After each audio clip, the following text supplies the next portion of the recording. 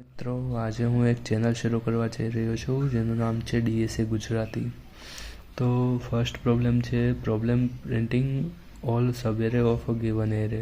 આમાં એવું છે કે આપણે એરેમાંથી એક બધા જૂથ પ્રિન્ટ કરવાના છે. સિમ્પલ થઈ જશે, 2 લૂપ લેવાની અને એકને સ્ટાર્ટમાં એટલે 0 ઇન્ડેક્સ અને બીજાને એની પાછળ એટલે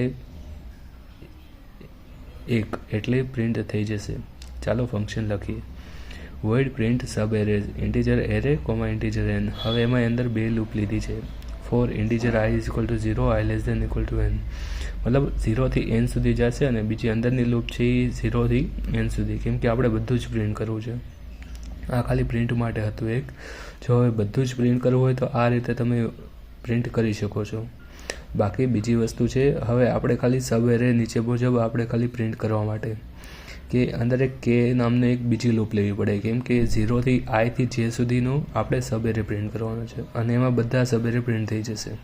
ટાઈમ કોમ્પ્લેક્સિટી આની 3 લૂપ છે એટલે ઓર્ડર ઓફ n ક્યુબ થશે, કેમ કે 3 વાર લૂપ ફરશે.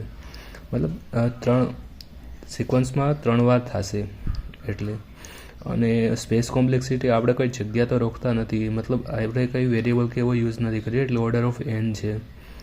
સિમ્પલ છે. જો આપણી પાસે ઓર્ડર n એલિમેન્ટ્સ હોય તો nc2 મીન્સ n સ્ક્વેર એટલે પ્રિન્ટ એટલા એરે પ્રિન્ટ થશે. Thank you.